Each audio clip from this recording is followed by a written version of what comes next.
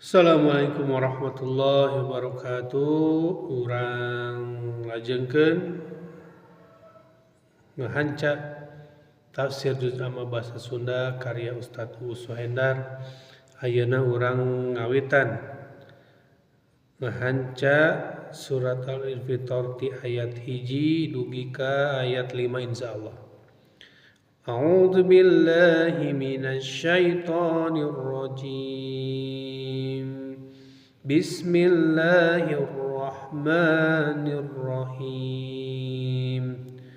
Idas samaa'u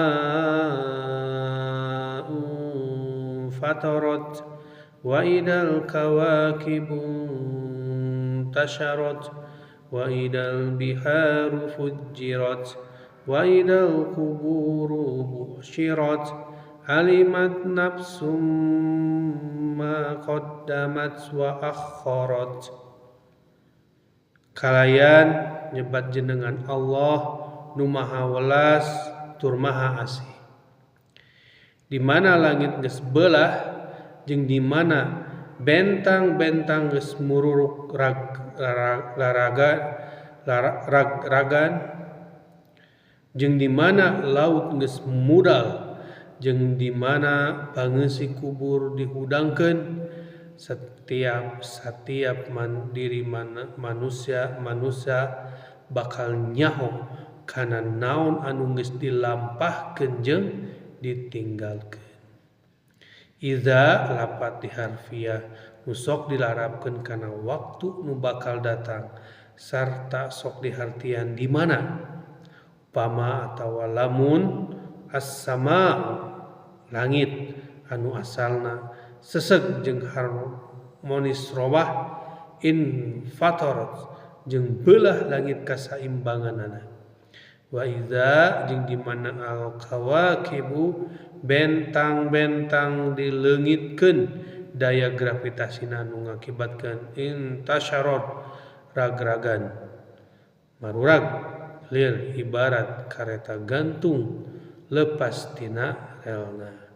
Wa idza jeung di mana al biharu laut-laut fujirat geus dipudalkeun caina kabeh ka darat.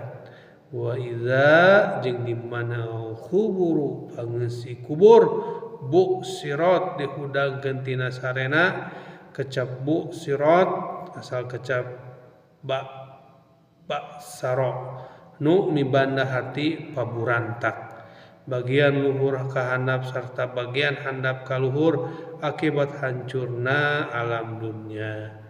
Lamun ningali kecapu sirat dina ayat di luhur bisa dihatian yen hudangna jalma ti alam kubur lantaran kasurungkeun ku taneuh pacampur seuneu nu aya di handapna.